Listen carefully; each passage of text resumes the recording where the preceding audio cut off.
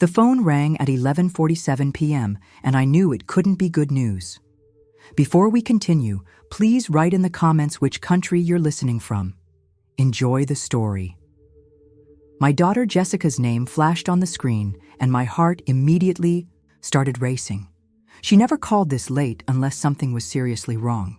I grabbed the phone with trembling hands, expecting to hear about an accident or some terrible emergency at college. "Mom, I'm so sorry to call this late." Jessica's voice was shaky, almost tearful. "But Brandon needs help. It's really urgent." Brandon. Her new boyfriend she'd been dating for exactly 2 weeks. I'd heard his name mentioned approximately 50 times in the past 14 days. But something about the desperation in my daughter's voice made every maternal instinct I possessed stand at full attention. "What kind of help, sweetheart?" I asked, settling into my worn kitchen chair, the same one I'd sat in for countless conversations with my late husband Marcus. The house felt especially quiet tonight, with only the hum of the old refrigerator breaking the silence. "He needs $500. His mom is in the hospital, and they need it for some kind of emergency treatment that insurance won't cover. Mom, he's devastated. I've never seen him cry before. $500. To most people, that might not sound like much.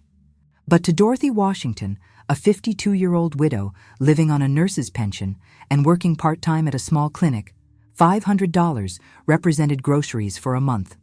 It represented the difference between keeping the lights on and sitting in darkness. At least, that's what everyone believed. "Jessica, honey, you know how tight things are since your father passed." The lie came so easily now, I almost believed it myself. "I'm already stretched thin, paying for your college expenses." "I know, Mom, I know. But this is different. This is life or death. His mother could die if we don't help." The desperation in her voice was real, but something underneath it made me pause. There was a coached quality to her words, like she was reciting lines someone else had written.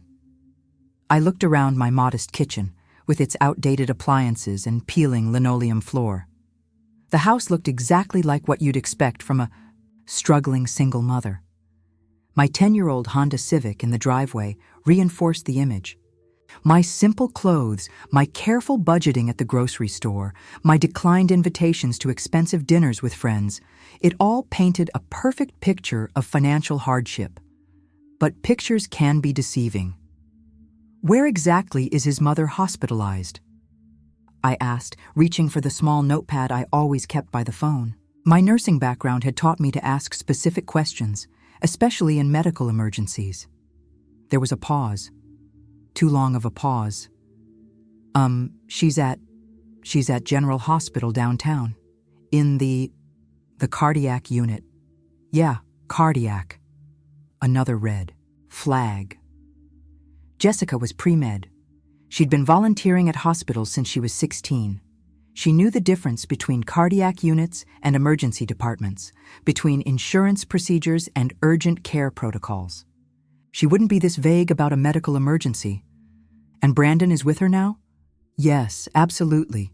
He's been there all day. He's exhausted, Mom. He barely had money to eat, and now this happened. He's such a good guy, and he's going through such a horrible time." I closed my eyes and took a deep breath. In the 3 years since Marcus died, I'd become an expert at reading people's intentions. Grief has a way of sharpening your instincts, of making you more aware of when someone is trying to take advantage of your vulnerability. And right now, every instinct was screaming. "Sweetheart, I understand this is important to you," I said carefully. "But $500, that's a lot of money for someone I've never met.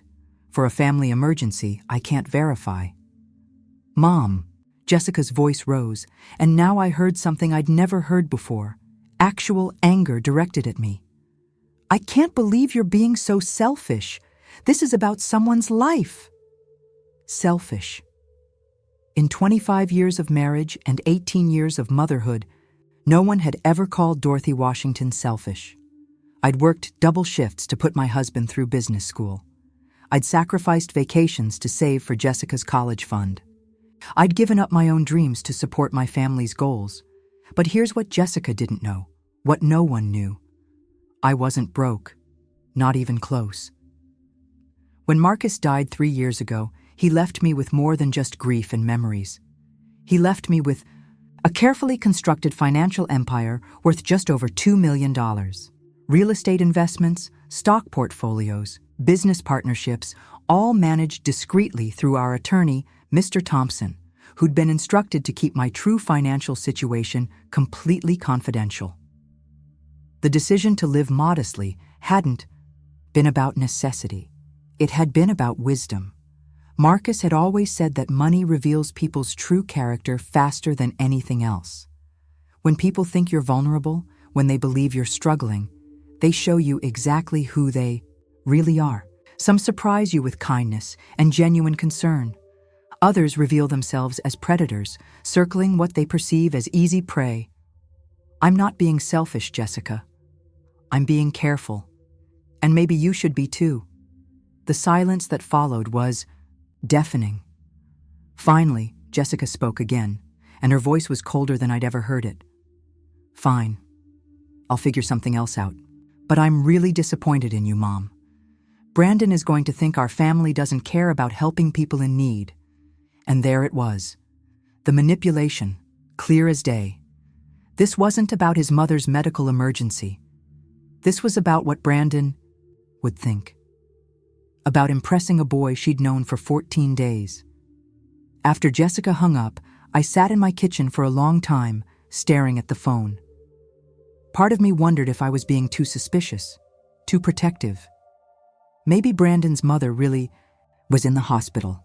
Maybe this was a legitimate emergency and I was letting past experiences make me paranoid. But the other part of me, the part that had been married to a brilliant businessman for 25 years, the part that had watched him navigate complex deals and spot fraudulent schemes from a mile away, knew better. This felt like a test.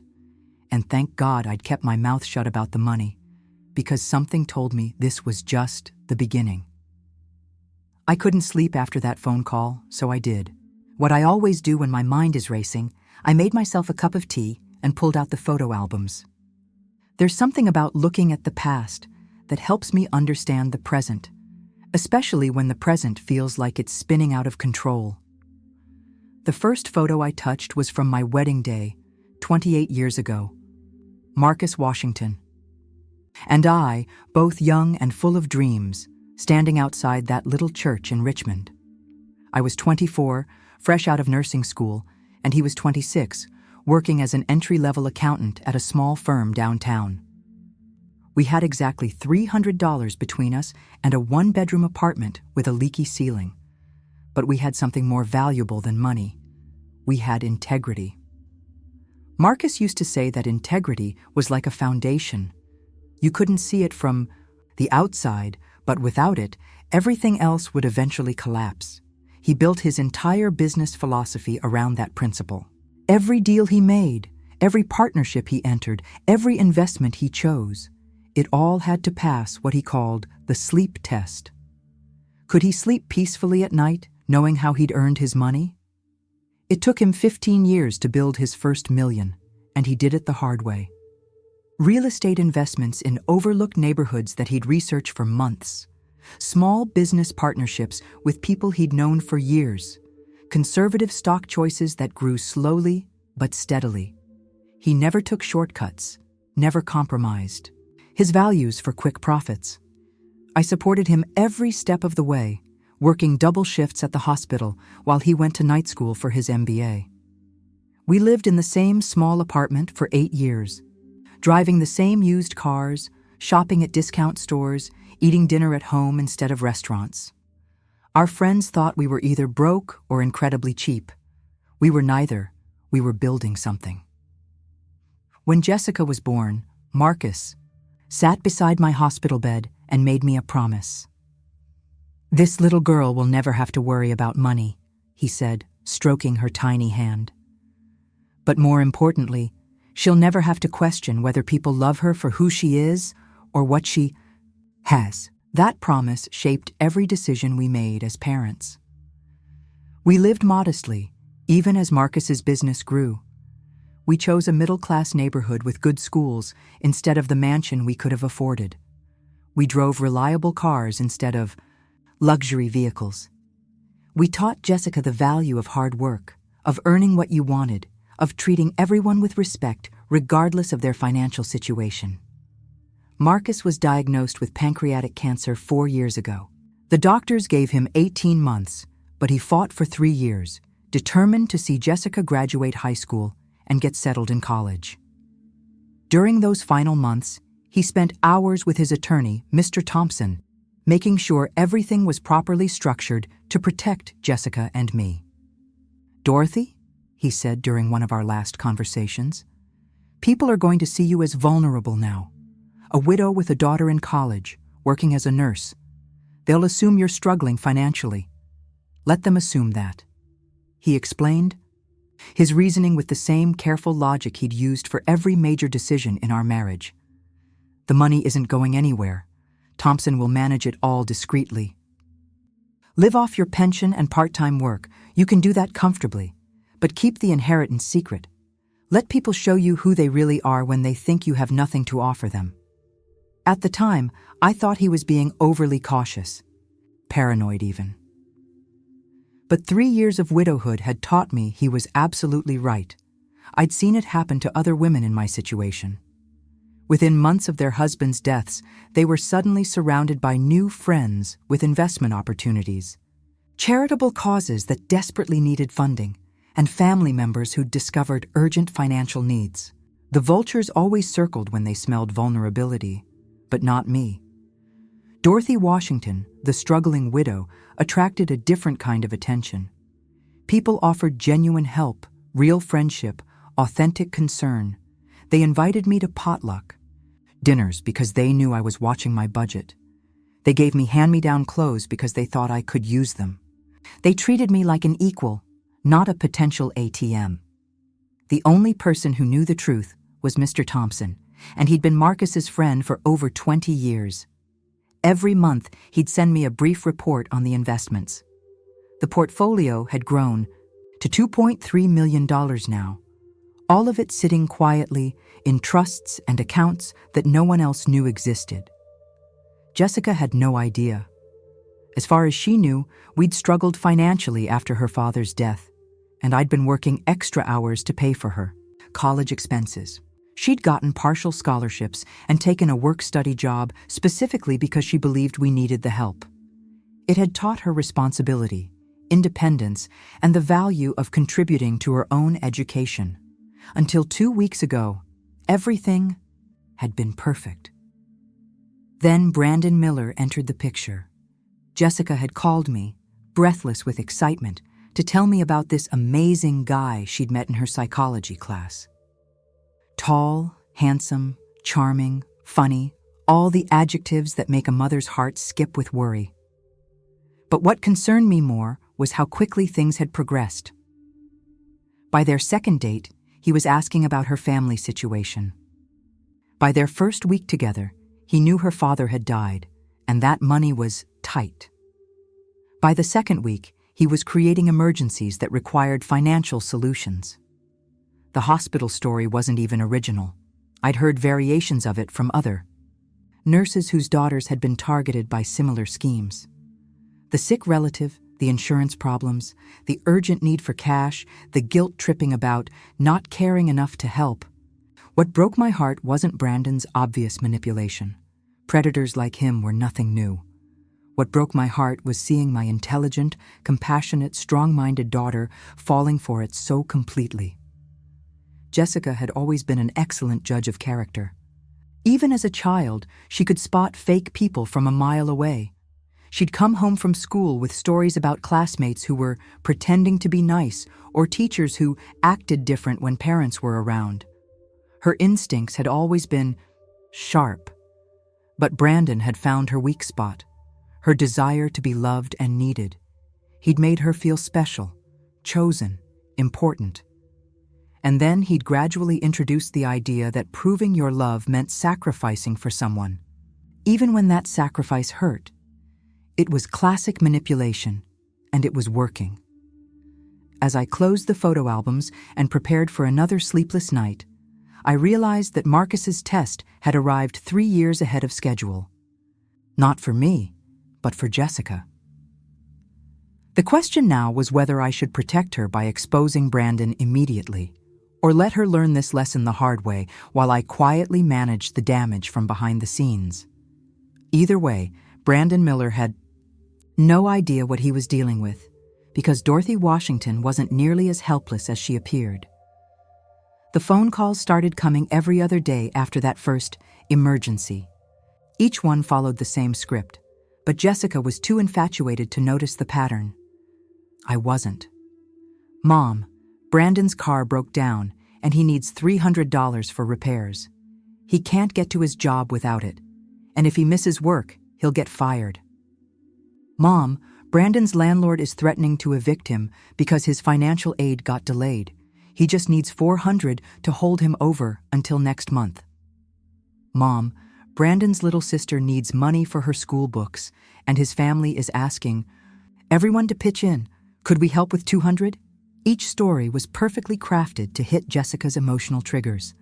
The sick mother, the broken car, the threatened job, the struggling family, the innocent little sister, all designed to make saying no feel cruel and heartless.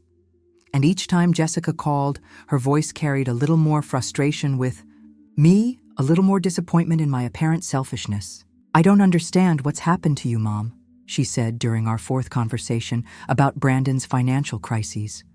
"You used to be the most generous person I knew. You'd give your last dollar to help someone in need." That comment stung, because it was partially true. I had always been generous with my time, my energy, my emotional support.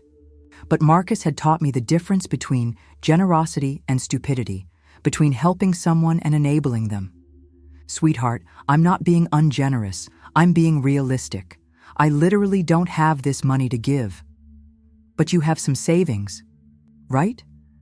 Dad must have left something when he died." My breath caught.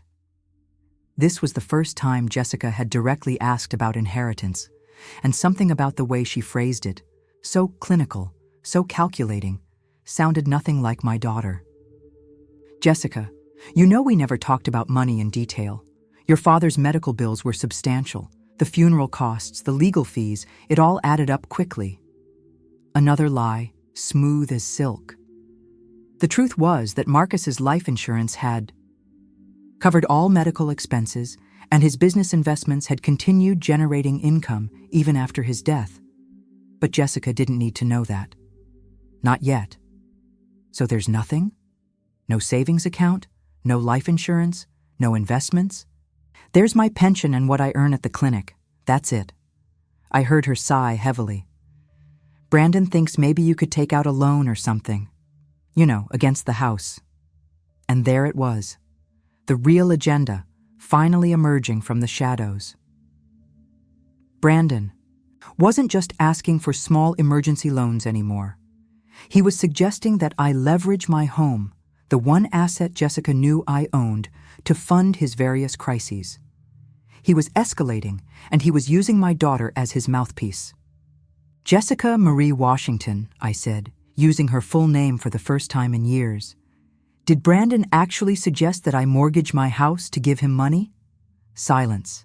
Because if he did, we need to have a very serious conversation about what kind of person asks a woman to risk her home for someone she's never met. "It's not like that, Mom. He's just trying to think of solutions. He feels terrible asking for help, but he's desperate." "Desperate people don't suggest that virtual strangers take out loans for them, honey. Manipulative people do." The line went quiet for so long, I thought she'd hung up. When Jessica finally spoke, her voice was cold and distant. "I thought you'd be happy that I found someone who cares about me, but apparently you'd rather judge him than support your own daughter." She hung up before I could respond. I stared at the phone in my hand, feeling like I'd just lost my daughter to a stranger. In 3 weeks, Brandon had managed to drive a wedge between us that felt almost insurmountable. Jessica, who used to call me her best friend, now saw me as an obstacle to her happiness. That evening, I did something I hadn't done since Marcus died. I called his best friend, Detective Ray Coleman. Ray had worked financial crimes for the Richmond Police Department for 15 years before retiring, and he'd helped Marcus investigate potential business partners on several occasions. "Dorothy, it's so good to hear from you." Ray's warm voice immediately made me feel less alone. "How are you holding up?" "I've been better, Ray. I need some advice, and I didn't know who else to call." I told him everything about Brandon, the escalating, financial requests, Jessica's personality changes, and the suggestion about mortgaging my house. Ray listened without interrupting, asking only a few clarifying questions. "Dorothy, what you're describing is called a romance scam, but with a twist. Usually these guys target the older women directly. Using the daughter as a go-between is more sophisticated, harder to detect, harder to prove." "So you think this is deliberate?" "I think this Brandon character spotted your daughter, figured out her family situation, and decided you'd make a good target. A widow, supposedly struggling financially, emotionally attached to her daughter's happiness. You're exactly the kind of victim these predators look for." The word victim made me bristle, but I kept listening. "The good news is you haven't given him any money yet. The bad news is he's not going to give up easily. These guys are persistent and they're good at what they do. He'll keep escalating until he either gets what he wants or finds an easier target. What would you do if Jessica were your daughter?" Ray was quiet for a moment. "I'd investigate him, find out who he really is, what his real story is, whether he's done this before. Then I'd present the evidence to Jessica and let her make an informed decision. And if she doesn't believe the evidence, then you let her learn the hard way, but you protect yourself financially while she does. Don't give him access to anything important. Don't co-sign any loans. Don't let him get his hooks into your assets." After we hung up, I made myself another cup of tea and sat down to think. Ray's advice made sense, but it assumed I was actually the struggling widow Brandon believed me to be. The reality was more complex. I had the resources to investigate Brandon thoroughly without putting myself at financial risk. I could hire private investigators, run background checks, and dig into his history in ways that most single mothers couldn't afford. But doing so would require extreme discretion. If Jessica found out I'd been investigating her boyfriend, especially if she discovered I'd hired professionals to do it, she'd want to know how I could afford such services, and that conversation would lead to questions I wasn't ready to answer. The next morning, I made 2 phone calls. The first was to Mr. Thompson, asking him to recommend a discreet private investigation service. The second was to my supervisor at the clinic, requesting additional shifts, because Dorothy Washington, the struggling widow, needed to work more hours to make ends meet. But Dorothy Washington, the woman with resources, was going to find out exactly who Brandon Miller really was. I was folding laundry on a Saturday afternoon when I heard Jessica's key in the front door. She'd been avoiding me for nearly a week since our last phone argument, so I was surprised when she walked into the living room with someone trailing behind her. "Mom, I want you to meet Brandon." He was exactly what I'd expected, tall, handsome, in that polished way that screams, "I know I'm attractive," with perfectly styled hair and clothes that cost more than my monthly grocery budget. His smile was practiced, confident, the kind that had probably charmed his way out of trouble since childhood. "Mrs. Washington, it's such a pleasure to finally meet you," he said, extending his hand with theatrical enthusiasm. "Jessica talks about you constantly. You raised an incredible daughter." I shook his hand, noting how soft his palms were. No calluses, no rough spots. Hands that had never done manual labor or honest work. "Thank you, Brandon. Jessica's told me a lot about you too. All good things, I hope," he laughed. But his eyes were already scanning my living room, taking inventory. I watched him note the outdated furniture, the older television, the generic artwork on the walls. His expression shifted slightly. Not disappointed, but calculating. "Please sit down," I offered, gesturing to the couch. "Can I get you something to drink?" Water would be great, thanks, he said, settling into the cushions like he owned them. I went to the kitchen, leaving the door open so I could hear their conversation. They were whispering, which immediately raised my suspicions. When I returned, with 3 glasses of water, they both looked up with guilty expressions. So, Brandon, Jessica tells me you're studying psychology, I said, settling into my favorite chair across from them. That's right. I'm really passionate about understanding what makes people tick, you know? How they think, what motivates them, what their vulnerabilities are. The way he said vulnerabilities made my skin crawl. That's fascinating. And what do you plan to do with that degree? He shrugged casually. I'm thinking about counseling, maybe therapy. There's good money in helping people solve their problems.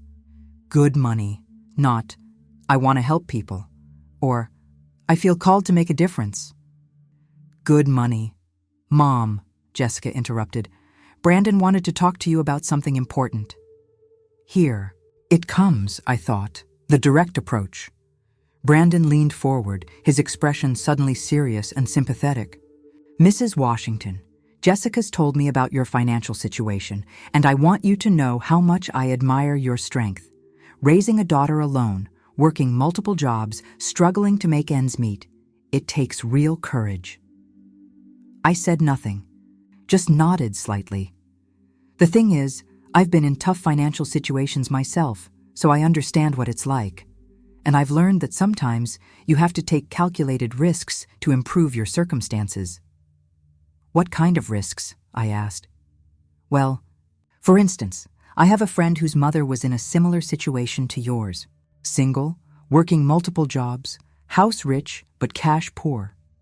She took out a small home equity loan and invested it in a business opportunity my friend recommended.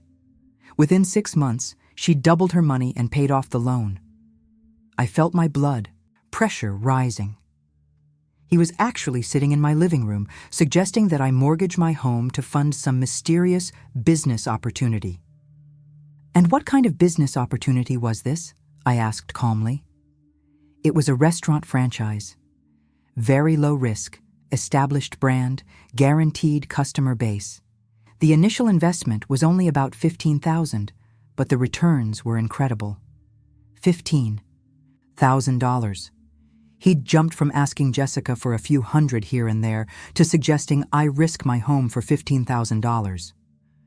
That's a lot of money, Brandon. I know it seems like a lot, but think about it this way. What's the alternative? You keep working yourself to the bone, barely making ends meet, never getting ahead. Jessica feels guilty about college expenses. You're stressed about bills. This could change everything. Jessica nodded eagerly. Mom, Brandon knows people who've done this successfully. It's not really gambling when you have insider knowledge. Insider knowledge. My daughter, who'd been raised to question everything, was parroting phrases that sounded like they came from a con artist's playbook. And I suppose you'd help me navigate this opportunity? I asked Brandon. Absolutely. I wouldn't suggest it if I wasn't willing to guide you through the whole process. Think of me as your financial consultant. Your financial consultant, I repeated slowly. What qualifications do you have in finance, Brandon? For the first time, he looked slightly uncomfortable. Well, I don't have formal qualifications, but I've helped several families make smart investment decisions. Experience is the best teacher, you know? And these families, did they all succeed with their investments? Most of them, yes. I mean, there's always some risk involved, but that's true with any investment. What happened to the ones who didn't succeed? Brandon shifted in his seat. Look, Mrs. Washington, I can tell you're a cautious person, and that's smart, but sometimes being too cautious means missing out on life-changing opportunities. Jessica reached over and touched my arm. Mom, I know this is scary, but Brandon's trying to help us. He cares about our family. Our family. After 3 weeks of dating, Brandon cared about our family. That's very generous of you, Brandon, I said. But I'm curious. If this opportunity is so lucrative, why aren't you investing in it yourself? I am, he said quickly. I'm putting in $5,000 of my own money, but I thought, since we're Going to be family soon? We should do this together. Family soon. Jessica blushed and smiled, clearly having heard promises about their future together. Family, I repeated. That's a big word, Brandon. Jessica's only 18, and you've been dating for less than a month. When you know, he said, reaching over to squeeze Jessica's hand. I've never felt this way about anyone before. I'm sure you haven't, I thought. Because Jessica isn't just a girlfriend to you. She's a gateway to what you think is easy money. Well, this all sounds very interesting, I said, standing up, but it's a big decision. I'll need time to think about it. Brandon's smile faltered, slightly. Of course. Take all the time you need, but don't take too long. Opportunities like this don't stay available forever. I understand. Jessica, could you walk Brandon out? I need to start dinner. After they left, Jessica came back inside, her eyes bright with excitement and hope. Mom, isn't he amazing? He's so smart about money, and he really wants to help us. This could be our chance to finally get ahead. I looked at my daughter, my beautiful, intelligent, naive daughter, and realized that Brandon had already won. Not the money, not yet, but something more valuable. Jessica's complete trust and devotion. Sweetheart, I need to ask you something, and I want you to think carefully before you answer. Has Brandon ever asked you for money directly? What? No, of course not. He's not like that. Has he ever borrowed your student ID card, your social security number, any personal information? Mom, what are you implying? I'm not implying anything. I'm asking direct questions. Jessica crossed her arms defensively. You're being paranoid. Brandon is trying to help us, and instead of being grateful, you're treating him like a criminal. I'm treating him like a stranger who's asking me to mortgage my home after knowing our family for 3 weeks. He's not a stranger to me. 3 weeks, Jessica. You've known him for 3 weeks. Sometimes 3 weeks is enough. Sometimes you meet someone, and you just know they're going to change your life. She was right about that. Brandon was definitely going to change her life. The question was whether it would be for better or worse. That night, I made a decision that would have made Marcus proud. It was time to stop playing defense and start playing offense. Monday morning, I called in sick to the clinic for the first time in 2 years. Instead of going to work, I drove downtown to Thompson & Associates, the law firm that had been managing Marcus's estate since his death. Dorothy, what a pleasant surprise, Mr. Thompson said, rising from behind his massive mahogany desk. I wasn't expecting to see you until our quarterly review next month. Something's come up, Harold. I need to access some funds, and I need to hire a private investigator. His eyebrows rose slightly. Harold Thompson had been practicing law for 35 years, and very little surprised him anymore. Is everything all right? I told him everything about Brandon, the escalating requests for money, the suggestion that I mortgage my house, and Jessica's complete infatuation with him. You were right to trust your instincts, Harold said when I finished. I've seen this pattern before, unfortunately. These romance scammers are getting more sophisticated, and using children to manipulate parents is becoming increasingly common. Can you recommend someone discreet? Someone who can investigate Brandon without leaving a trail that leads back to me? I have just the person. Sarah Chen used to work for the FBI's Financial Crimes Unit before going private. She's handled several cases like this, and she's absolutely discreet.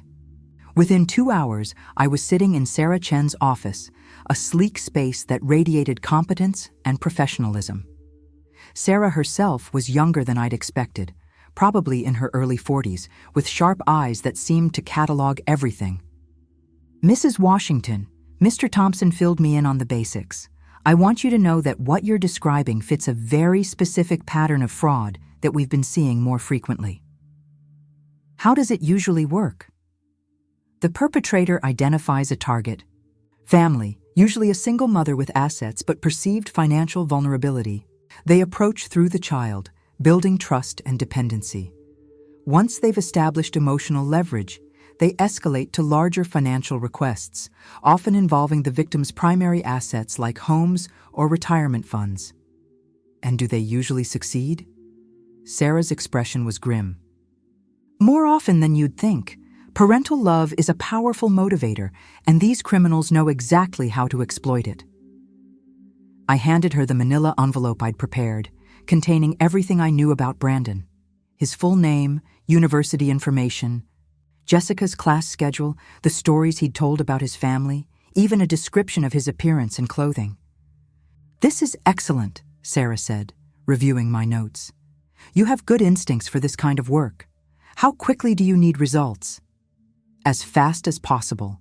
My daughter is getting more invested in this relationship every day, and he's pushing harder for the house equity loan.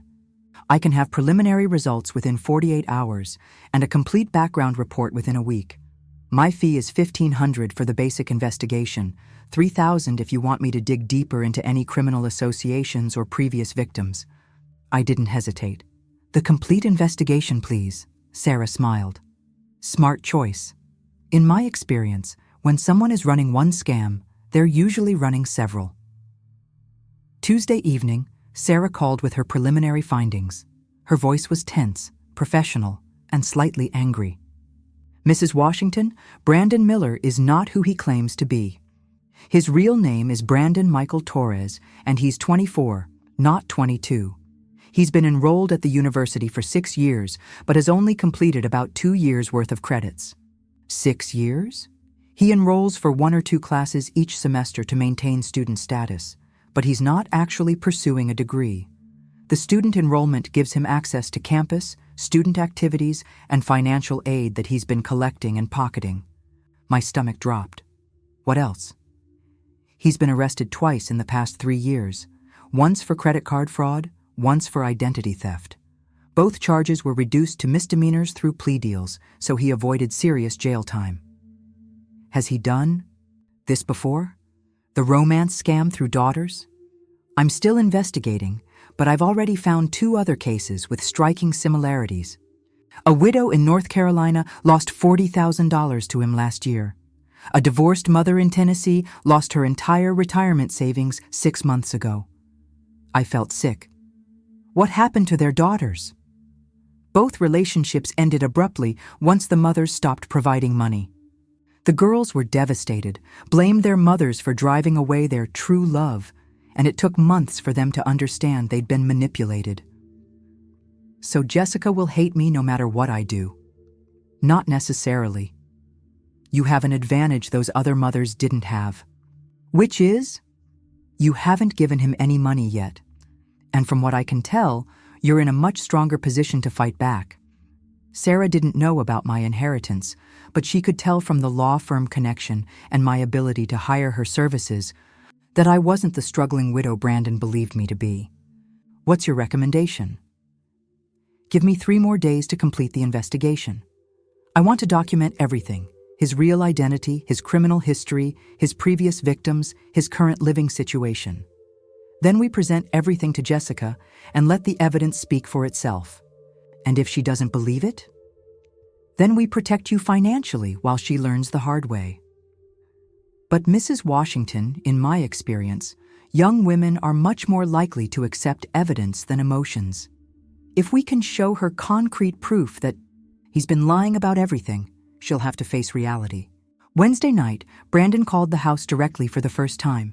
Jessica was at study group, so I answered. "Mrs. Washington, it's Brandon. I was hoping we could talk about that investment opportunity we discussed." "Of course, Brandon. I've been thinking about it quite a bit." "Great. I was hoping you'd be interested. The thing is, my contact says we need to move quickly. The opportunity might not be available much longer. Classic high-pressure sales tactic. Create artificial urgency to prevent the victim from thinking too clearly or investigating too thoroughly. How quickly are we talking?" "Ideally, by Friday. I know that's short notice, but this is the kind of chance that could set you and Jessica up for life." "Friday. That is very short notice for such a major financial decision." "I understand your hesitation, Mrs. Washington, but sometimes you have to take calculated risks to change your circumstances. Jessica is so excited about our future together, and this could make that future so much brighter. Our future together. He was already talking about marriage to an 18-year-old he'd known for a month. Brandon, can I ask you something? Of course. How many other families have you helped with investments like this? There was a pause. A few. Why do you ask? I'm just curious about your track record. You know, success rates, testimonials, that sort of thing. Well, I don't really keep formal records or anything. It's more of a personal favor thing, you know? Helping people I care about. I see. And these other families, are they local? Could I perhaps speak with them about their experiences? The pause was longer this time. I'm not sure they'd be comfortable with that. People are pretty private about their financial situations. Of course they are. Well, Brandon, I appreciate your enthusiasm, but I'm going to need more time to consider this opportunity. Mrs. Washington, with all due respect, I'm concerned that you're overthinking this. Jessica mentioned that you tend to be overly cautious about money, and I understand that, but sometimes caution can hold you back from real opportunities. Jessica mentioned that I tend to be overly cautious. They'd been discussing my personality, my financial habits, my decision-making process. He was gathering intelligence, building a profile of his target. Jessica said that about me? She's worried about you, Mrs. Washington. She thinks you've become too afraid to take any risks since your husband died. She's concerned that fear is keeping you trapped in a difficult situation. He was driving a wedge between Jessica and me, making her see my caution as weakness, my financial prudence as fear-based paralysis. Well, Brandon, fear has kept me and Jessica safe and housed for 3 years. I'd rather be overly cautious than overly trusting. Of course. I didn't mean to offend you. I just want what's best for your family. I'm sure you do. I'll call you when I've made my decision. After I hung up, I sat in my kitchen, staring at the phone, feeling a cold rage building in my chest. Brandon Torres had made a fundamental miscalculation. He'd assumed that Dorothy Washington was desperate, isolated, and financially vulnerable. He was wrong on all counts, and by Friday, he was going to find out exactly how wrong he was. Thursday afternoon, Sarah Chen called with the complete investigation results. Her voice carried a mixture of professional satisfaction and personal anger that told me she'd found exactly what we'd suspected, and probably more. Mrs. Washington, I need you to sit down for this conversation. What I've uncovered about Brandon Torres is worse than we initially thought. I was already sitting in my kitchen, notepad ready, but her tone made me grip the phone tighter. His real name is Brandon Michael Torres, age 24. He's originally from Phoenix, Arizona, where he was expelled from high school for running a fake charity scam that targeted teachers and elderly staff members. A charity scam in high school? He convinced faculty members to donate to a fake cancer research fund, supposedly for a terminally ill classmate. Raised over $8,000 before someone got suspicious and investigated. The terminally ill classmate didn't exist. My blood ran cold. He'd been perfecting this manipulation since he was a teenager. After the expulsion, he moved to Nevada, where he spent 2 years running romance scams on dating websites. He targeted widows and divorcees, usually claiming to be deployed military personnel who needed money for emergency leave or medical expenses. How much did he steal? Conservatively, over $200,000 from at least 15 different women. He was eventually arrested, but most of the money was never recovered. And then he came here? After serving 8 months in county jail, yes, he moved to Virginia and enrolled at the university under a slightly modified identity. He's been using the student status to access campus resources while running the daughter-focused romance scams. You mentioned other cases similar to mine. 3 confirmed cases, probably more. The pattern is always the same. Identify a single mother with a college-age daughter, romance the daughter quickly, gather intelligence about family finances, then escalate to major financial requests focused on the mother's primary assets. Sarah's voice grew harder. Mrs. Washington, One of his previous victims lost her house, a woman named Patricia Coleman in North Carolina. She was a retired teacher, living on a modest pension, and she mortgaged her paid-off home to fund what Brandon told her was a guaranteed investment opportunity. And when the investment turned out to be fake, she couldn't make the mortgage payments. She lost everything. Where is she now? Living with her sister in a senior apartment complex. Her daughter, who introduced her to Brandon, still blames herself for what happened. The family is destroyed. I closed my eyes, thinking about Jessica, about how easily this could be our story in 6 months. What about the Tennessee case you mentioned? Margaret Foster, a nurse like yourself. Widowed, 1 daughter in college. Brandon convinced her to cash out her entire retirement account, $93,000, for another fake investment scheme. When she realized she'd been scammed, she tried to press charges, but Brandon had disappeared. Her daughter had a complete breakdown and dropped out of college. And he's never been prosecuted for these cases? That's the most frustrating part. He's careful about crossing state lines, which complicates jurisdiction. He uses different names and identities, makes the relationships seem legitimate to outside observers. Most importantly, he convinces the daughters to advocate for him, so initially, it looks like consensual family business rather than fraud. Until it's too late. Exactly. By the time the families realize they've been scammed, Brandon is gone. The money is untraceable, and the legal case is complicated by the fact that the victims technically consented to the transactions. I thought about Brandon sitting in my living room just 3 days ago, confidently suggesting that I mortgage my house, Jessica nodding eagerly beside him. Sarah, what can we do to stop him? Well, we have several advantages this time. First, you haven't given him any money, so there's no financial loss to recover. Second, you're in a much stronger position than his previous victims, both financially and legally. Third, I've documented everything, which gives us a solid foundation for criminal charges if he continues his fraud attempts. What's our next step? I want to set up a controlled meeting. You, me, Jessica, and all the evidence laid out clearly. Criminal history, previous victims, documented lies about his identity and background, everything. What if Jessica doesn't believe it? What if she thinks we're making it up? I've prepared contact information for 2 of his previous victims who are willing to speak with Jessica directly. Patricia Coleman and Margaret Foster both want to prevent other families from going through what they experienced. The thought of those conversations made my heart ache for Jessica, but I knew they were necessary. There's something else, Mrs. Washington, something that might help Jessica understand the scope of his manipulation. What is it? Brandon is currently running this same scam on at least 2 other families. I've identified another mother-daughter pair at the university, and possibly a third in a nearby community college. He's doing this to multiple people simultaneously? It's more efficient that way. Multiple income streams, backup plans if one target becomes suspicious, and it helps maintain his cover story about various emergencies and family crises.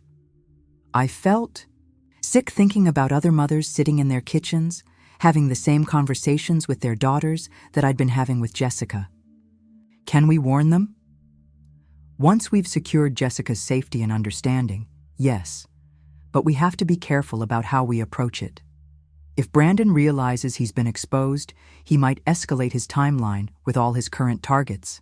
Meaning, he might pressure everyone for immediate, large-scale financial commitments before disappearing entirely. That evening, I called Jessica and asked her to come home for dinner Friday night. Just the 2 of us, I said. We need to talk. Is this about Brandon again? She asked, her voice already defensive. It's about us, sweetheart. About our family and our future. Mom, if you're going to try to convince me that Brandon is some kind of criminal or something, I don't want to hear it. Jessica, I'm asking you to have dinner with your mother. One evening. Is that too much to ask? She sighed heavily. Fine. But I'm not changing my mind about him. I'm not asking you to change your mind. I'm asking you to listen. After we hung up, I called Sarah to confirm our plan. She would arrive Saturday morning with all the documentation, prepared to present.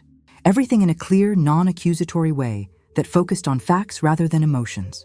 Mrs. Washington, I want you to prepare yourself for the possibility that Jessica might not accept the evidence immediately. Victims of manipulation often defend their manipulators, even when presented with clear proof of deception. How long does it usually take? It varies. Sometimes the evidence is so overwhelming that reality hits immediately. Sometimes it takes weeks or months of gradual realization. The important thing is that you've planted the seeds of doubt and protected yourself financially. And if she chooses Brandon over the evidence, then you love her enough to let her make that mistake while ensuring she can't drag you down with her. Sometimes the greatest act of love is refusing to enable someone's self-destruction. That night, I pulled out Marcus's photo albums again, looking for strength in memories of better times. I found a picture of Jessica's 18th birthday party, just 6 months ago, where she'd made a speech thanking me for always protecting her and teaching her to be strong and independent. The irony was devastating. In trying to protect her from one kind of harm, I'd kept her innocent about another kind entirely. My carefully maintained facade of financial struggle had been meant to test people's character, but it had also left Jessica unprepared to recognize when someone was targeting our family specifically because of perceived vulnerability. Tomorrow night, I would have to shatter her illusions about Brandon, but more importantly, I would have to reveal the truth about myself, because protecting Jessica was going to require showing her exactly how much power her mother actually possessed. Friday evening, Jessica arrived for dinner 30 minutes late, her face set in the stubborn expression I remembered from her teenage years. She'd brought her overnight bag, which meant she planned to stay the weekend, a good sign, even if her attitude wasn't. "Before you start lecturing me about Brandon," she said, dropping her bag by the front door, "I want you to know that he's coming to pick me up at 8. We're going to a movie." "Actually, honey, I was hoping we could spend the evening together. Just us." "Mom, I told you I had plans, and I'm asking you to change them. For me." She stared at me for a long moment, probably surprised by the firmness in my voice. Over the past month, I'd been so focused on gathering information and avoiding confrontation that I'd forgotten to simply be her mother. "Fine," she said finally, "but I'm calling Brandon to let him know." While she was on the phone, I finished preparing dinner. Her favorite meal from childhood, homemade lasagna with garlic bread and Caesar salad. Comfort food, designed to remind her of better times between us. "Brandon's pretty upset," she said when she returned to the kitchen. "He thinks you don't like him." "What I think about Brandon isn't the issue tonight, Jessica. Tonight is about you and me." We ate in relative silence for the first few minutes, the tension thick between us. Finally, Jessica put down her fork and looked at me directly. "Mom, what's really going on here? You've been acting strange for weeks. Ever since I started dating Brandon, you've been suspicious and weird and paranoid. Have I? Or have I been cautious about a stranger who immediately started asking for money? He wasn't asking for money. He was asking for help during emergencies." "Jessica, in the past month, Brandon has had 6 different financial emergencies. His mother's hospital bills, his car repairs, his rent, his sister's school expenses, his landlord's threats, and now this investment opportunity. Don't you find that pattern unusual?" "Life is hard, Mom. Not everyone is as privileged as we are." Privileged. I almost choked on my water. If she only knew. "Sweetheart, we're not privileged. We're careful. There's a difference." Whatever. The point is, Brandon is going through a rough time, and instead of being compassionate, you're treating him like he's trying to scam us or something. "What if he is?" The words hung in the air between us. Jessica's face went white, then red with anger. "I can't believe you just said that. I can't believe you think so little of my judgment that you'd assume my boyfriend is a criminal." "I think very highly of your judgment, Jessica. That's why I'm confused by your behavior over the past month." "My behavior? What's wrong with my behavior?" "You've never asked me for money before. never pressured me to take financial risks, never defended someone I'd never met against your own mother's concerns. That's not like you. Jessica was quiet for a moment, and I could see her thinking, remembering. Brandon says you've been traumatized by Dad's death, and that's why you're so afraid of spending money or taking risks. Brandon says a lot of things. Has he ever asked you about our financial situation? About inheritance, insurance, property, values? He's concerned about our family. He wants to help. Jessica, listen to yourself. A 22-year-old psychology student you've known for a month is concerned about our family's long-term financial planning? Doesn't that strike you as unusual? She was quiet again, longer this time. What if I told you, I continued carefully, that I've been doing some research on Brandon? Would you want to hear what I found? What kind of research? The kind that any responsible mother would do when a stranger starts asking for access to her home equity. Jessica's eyes flashed. You investigated him? Like he's some kind of criminal? I verified his identity. I looked into his background. I wanted to make sure he was who he claimed to be. And? I took a deep breath. This was the moment of truth. He's not. The silence stretched between us. Jessica's face went through several expressions: confusion, disbelief, anger. What do you mean, he's not? His real name isn't Brandon Miller. He's not 22 years old. He's not from Virginia. His family situation isn't what he's told you. And this isn't the first time. He's done this. Done what? Targeted single mothers through their college-age daughters. Jessica stood up so quickly her chair fell backward. You're lying. I'm not lying, sweetheart. I have documentation. I don't want to see your documentation. I don't want to hear whatever paranoid conspiracy theory you've cooked up because you can't stand that I'm happy. Jessica, please sit down. Let me show you. No, I'm calling Brandon. I'm leaving. She stormed toward the living room, but I caught her arm gently. Honey, if I'm wrong, then looking at the evidence won't hurt anything.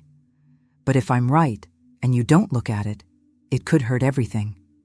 She stopped, her back to me, shoulders shaking with emotion. What if I told you, I said quietly, that there are other mothers, other daughters who've been through exactly what we're going through right now?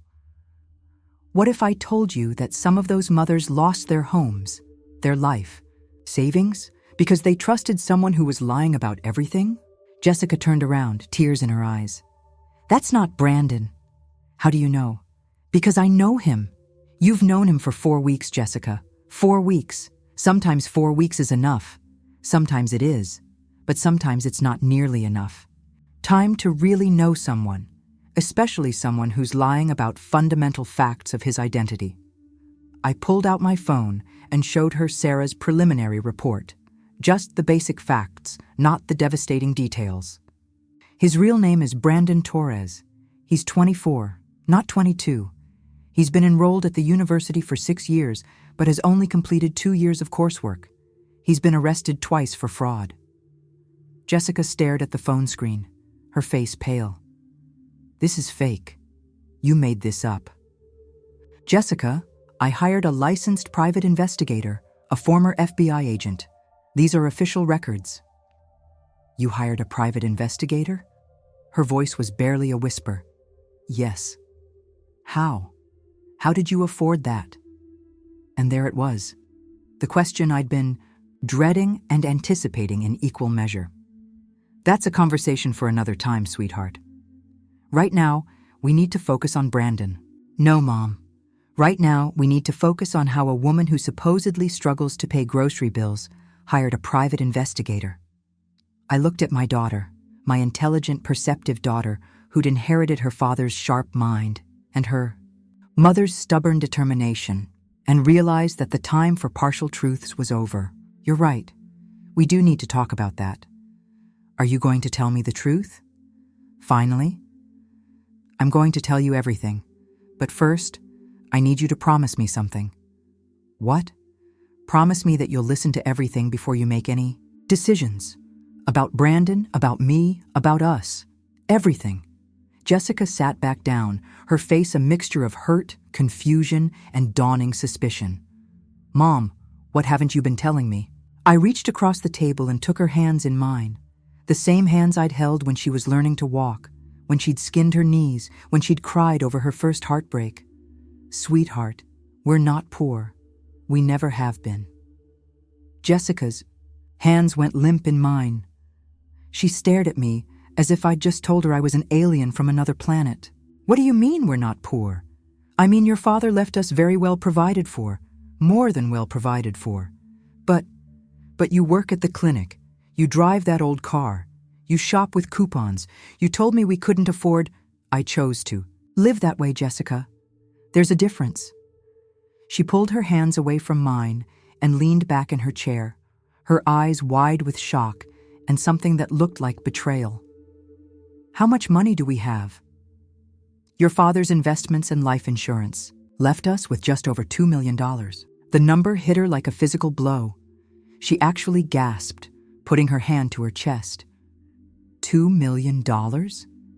We have $2 million, and you've been letting me work in the cafeteria for minimum wage?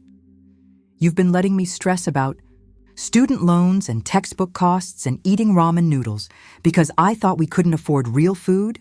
Jessica, I turned down spring break trips because I thought we couldn't afford them. I didn't apply to graduate programs because I thought I couldn't burden you with more expenses. I've been wearing the same winter coat for 3 years. Her voice was rising with each word, and I could see the full scope of my deception hitting her all at once. "Sweetheart, please let me explain." "Explain? Explain what? How you've been lying to me for 3 years?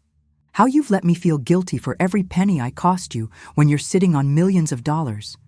She stood up again, pacing around the kitchen like a caged animal. "Your father asked me to do this," I said quietly. "Dad asked you to lie to me? He asked me to wait, to let people show their true character before they knew about the money." "People? What people? I'm your daughter. You are my daughter. And I was protecting you." "From what? From not having to worry about money? From being able to focus on school instead of working 20 hours a week? From being able to buy clothes that fit properly?" Every word was a knife to my heart because she was right. I had made her life harder than it needed to be, but I'd also protected her from something she couldn't see. From people like Brandon. Jessica stopped pacing. "What does Brandon have to do with this?" "He targeted you specifically because he thought our family was financially vulnerable. He researched us, Jessica. He knew about your father's death. He knew I was working at the clinic. He knew you were worried about college expenses. That's not coincidence. That's predatory behavior." "You don't know that." "Yes, I do, because he's done it before, multiple times."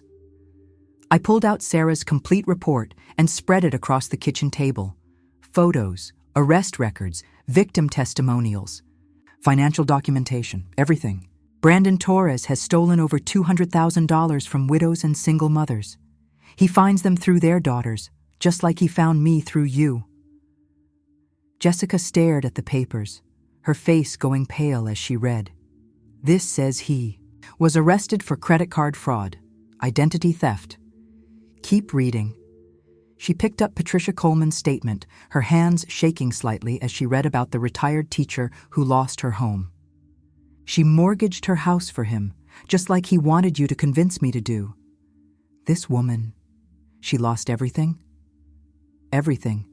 And her daughter, who introduced them, blames herself. The family is destroyed." Jessica sat down heavily, still clutching Patricia's statement. "But Brandon said he loved me." "I'm sure he did say that. It's part of the manipulation."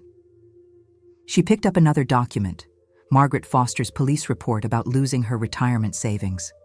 "He told this woman he loved her daughter too, right up until the money was gone and he disappeared." Jessica was crying now, quiet tears that broke my heart. "How long have you known?" "I suspected from the beginning. I hired the investigator after he suggested I mortgage the house. Why didn't you tell me sooner? because I hoped you'd see through him yourself, and because I was afraid you'd react exactly the way you're reacting now." She looked up at me, her eyes red and hurt. "You mean angry that you've been lying to me for 3 years?" "I mean focused on my deception instead of his. Both things can be wrong, Mom. You lying to me doesn't make Brandon's lies okay, but his lies don't make yours okay either." She was right, and I knew it. But I also knew something else. "Jessica, if Brandon had known we had money, what do you think would have happened?" She was quiet for a moment, thinking. He would have moved faster, asked for more. He would have isolated you from me completely, made you believe I was selfish for not sharing the wealth, convinced you that we should be together with access to your inheritance." "My inheritance? When I die, everything goes to you. $2 million plus whatever it's grown to by then." Jessica stared at me, and I could see her mind working through the implications. He would have tried to marry me, probably, or convinced you to give him access to the money directly. There are dozens of ways to steal from someone once you know. They have resources. She picked up another document from Sarah's report, a photo of Brandon with another young woman taken just 2 months ago. Who is this? His previous target, 3 months before he met you. Jessica studied the photo, seeing Brandon's arm around another college-age girl, the same loving expression on his face that he'd worn with her. He's doing this to other people right now, isn't he? Yes. Sarah identified at least 2 other families. Other? Daughters like me. Other daughters exactly like you. Smart, kind, trusting young women whose mothers appear to be vulnerable. Jessica was quiet for a long time, reading through the reports, studying the evidence. Finally, she looked up at me. "I feel like such an idiot." "You're not an idiot, sweetheart. You're a good person who trusted someone who didn't deserve it. That's not a character flaw. It's exactly who I raised you to be." "But you saw through him." "I saw through him because I'm 52 years old, and I've learned to be suspicious of people who want things from me." "You're 18, and you've never had to develop those defenses. Because you protected me from ever needing them." "Yes." She was crying again, but differently now.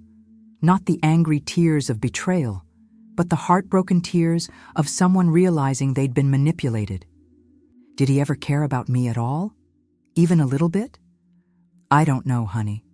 Maybe he told himself he did.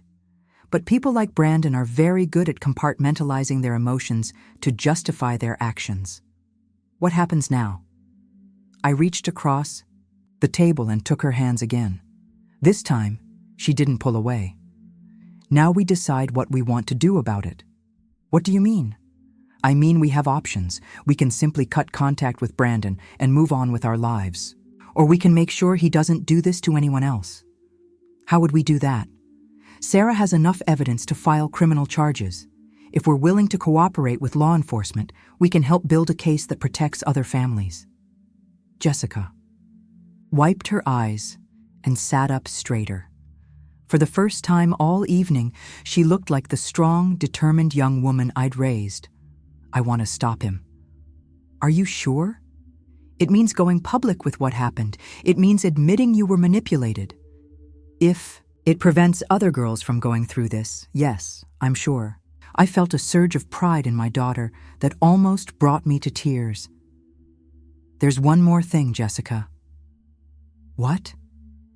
"Brandon is expecting an answer about the house equity loan by tomorrow. He's been pressuring you to pressure me." "Yeah, he has.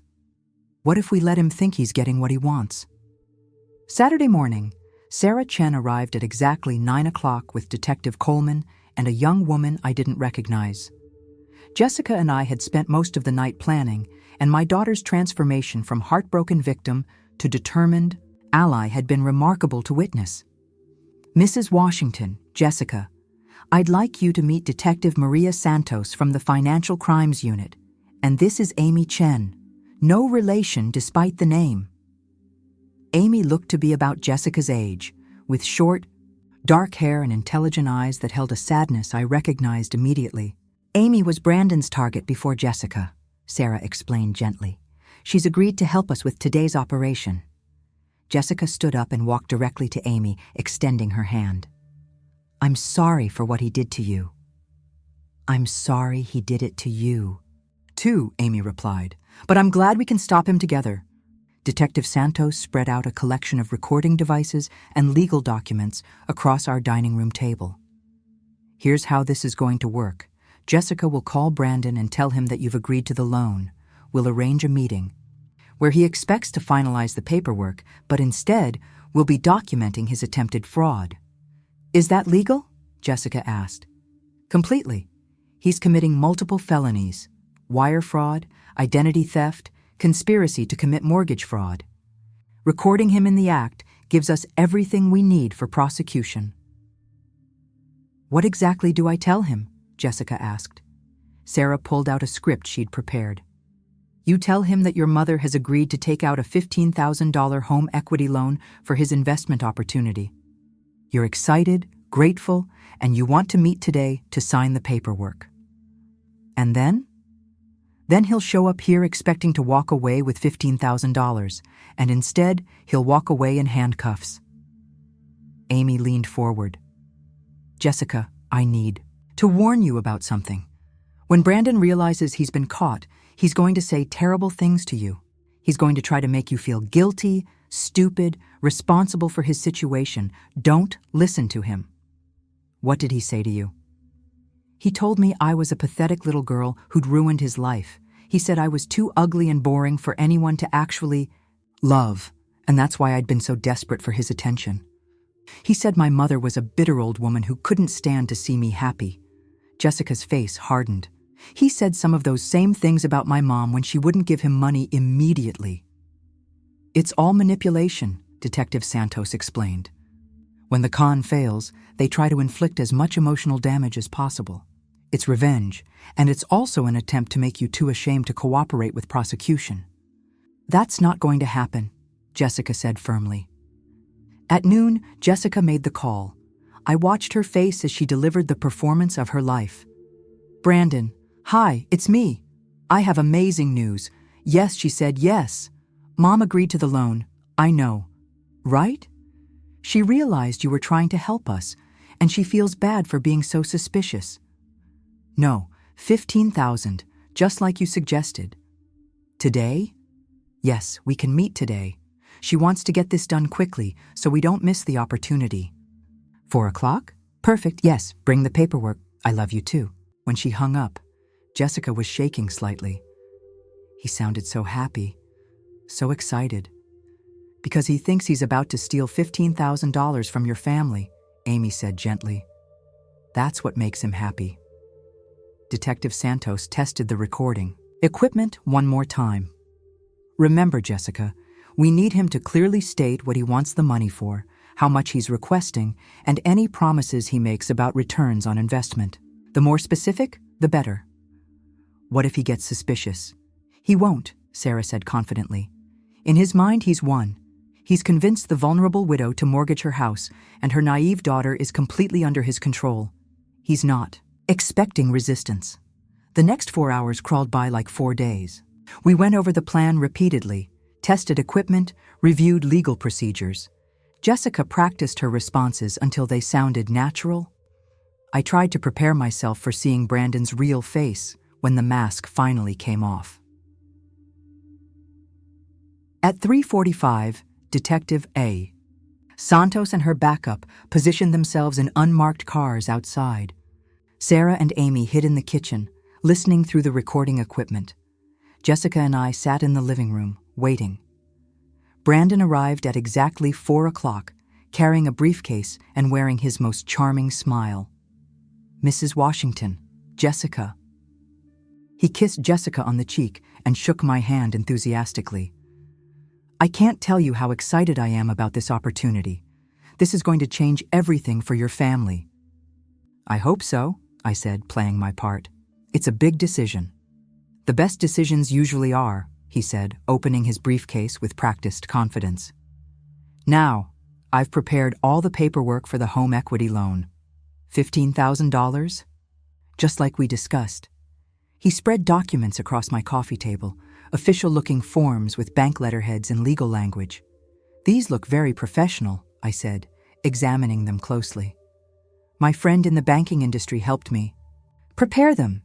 He wanted to make sure everything was properly documented. The papers were fake, of course. Sarah had confirmed that during her investigation. And this money is going toward the restaurant franchise investment? I asked. Exactly. The franchise fee is $20,000, and with my $5,000 contribution, plus your $15,000, we'll have the startup capital we need. And what kind of returns can we expect? Brandon's eyes lit up with practiced enthusiasm. Based on the performance of other franchises in the area, we're looking at approximately 30% annual returns. That means your $15,000 investment should generate about $4,500 in profit the first year alone. That sounds almost too good to be true, I said. I know it sounds incredible, but this is the power of insider knowledge. My contact has access to prime locations that aren't available to the general public. Jessica squeezed my hand, playing her role perfectly. Mom, this really could be the answer to all our financial worries. Where exactly would this restaurant be located? I asked. Brandon paused slightly. The exact location is still being finalized, but it's in a high-traffic area downtown. And your contact who's providing this information, could I speak with him directly? Another pause. He's actually out of town this week, finalizing other franchise deals. But Mrs. Washington, I want you to know that I would never put your family at risk. Jessica means everything to me. She means everything to me too, I said, standing up, which is why I had you investigated. The change in Brandon's expression was instantaneous and chilling. The charming smile vanished, replaced by cold calculation and barely controlled anger. What did you say? I said I had you investigated, Brandon Torres.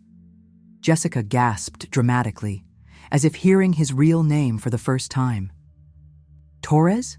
Your name isn't Miller? I know exactly who you are, I continued. I know about Patricia Coleman in North Carolina. I know about Margaret Foster in Tennessee. I know about the credit card fraud, the identity theft, and the $200,000 you've stolen from other families. Brandon stood up slowly, his hands clenched into fists. You have no idea what you're talking about. I have a complete report from a private investigator. Criminal records, victim statements, financial documentation, everything. Jessica, Brandon turned to my daughter, his voice taking on a pleading tone.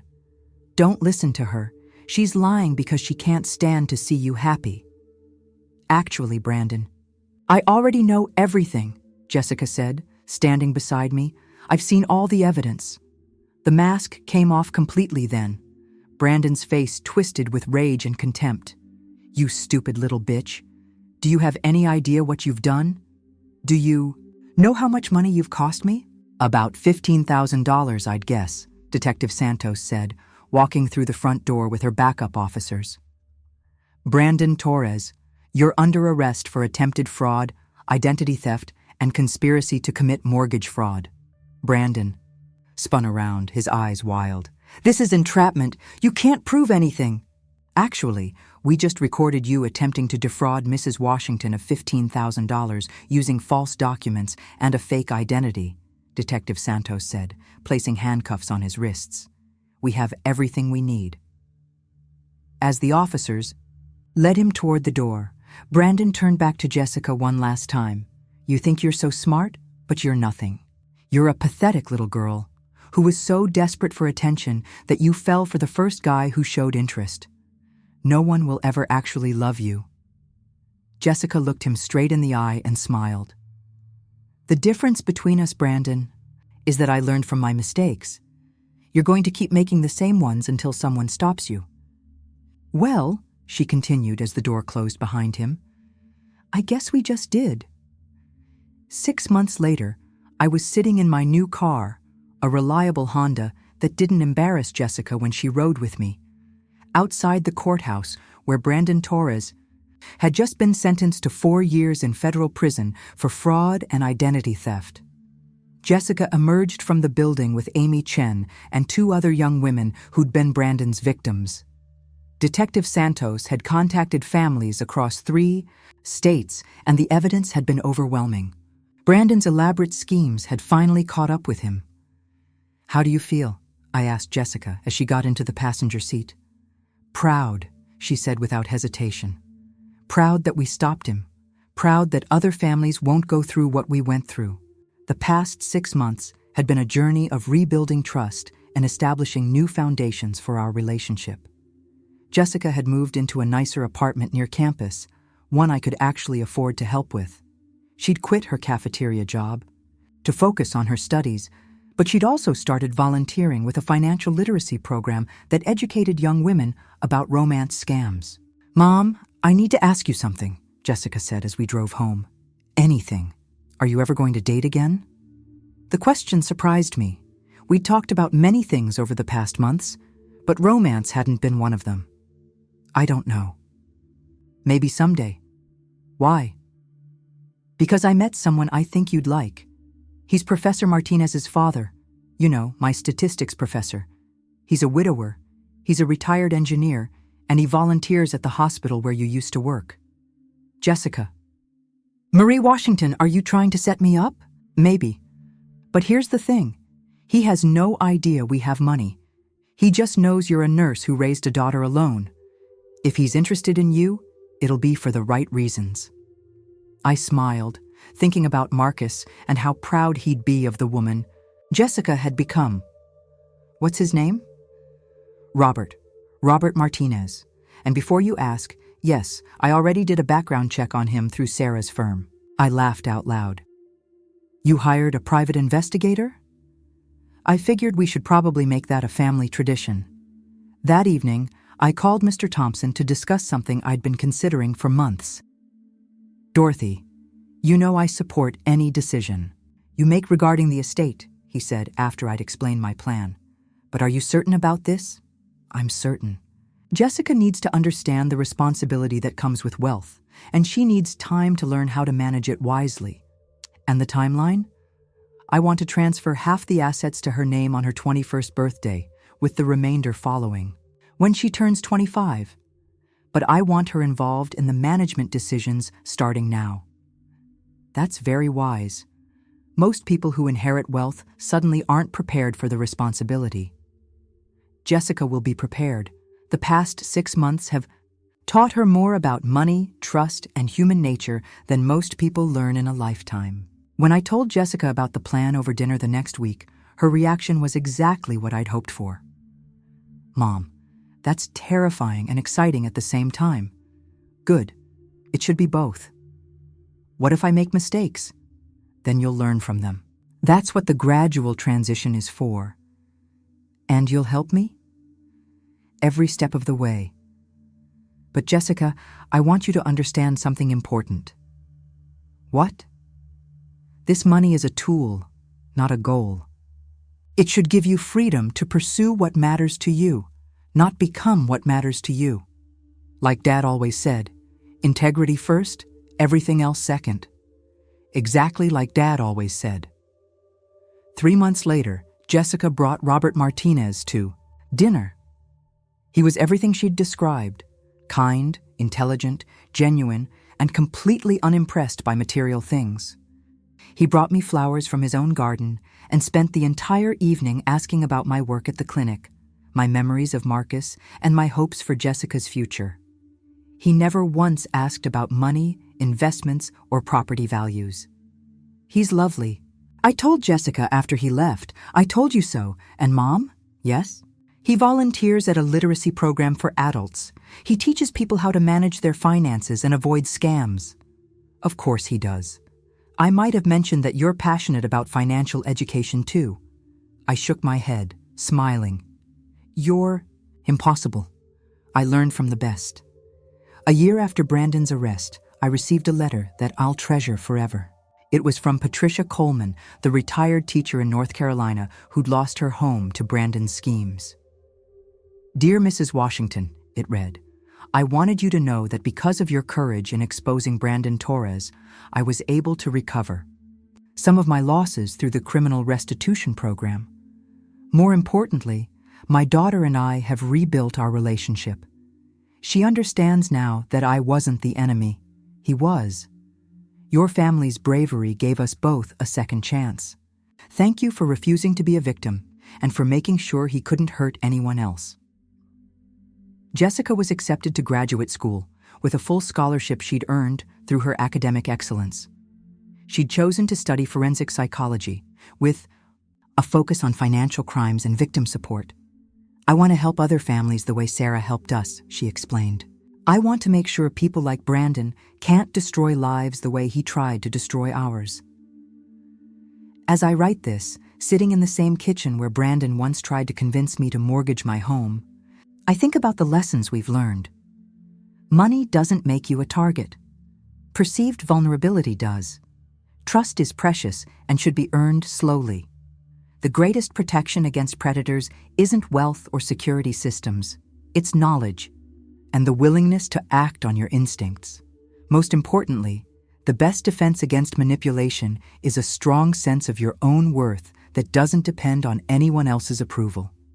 Jessica is 20 now, confident and wise beyond her years. She's dating a young man named David who's studying social work and volunteers at a homeless shelter. He's known her for 8 months and still doesn't know about the inheritance. That's exactly how it should be. Robert and I have been seeing each other for 6 months now.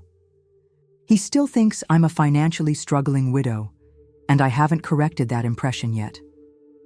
When the time is right, when I'm certain of his character and intentions, I'll tell him the truth. But for now, I'm content to be courted by a man who brings me flowers instead of investment opportunities, who offers to fix my leaky faucet instead of suggesting I take out loans, who values my conversation more than my potential contributions to his bank account.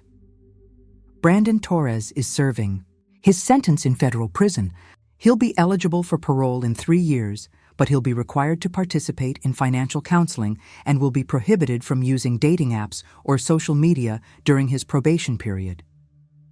I hope he uses his time in prison to understand the damage he caused, not just financially but emotionally. I hope he learns that real relationships are built on honesty and mutual respect, not manipulation and exploitation. But mostly, I hope that other mothers and daughters will read our story and recognize the warning signs before it's too late. Because Dorothy Washington learned something important. Sometimes the greatest act of love is saying no. Sometimes protecting your family means disappointing them in the short term to save them from devastation in the long term.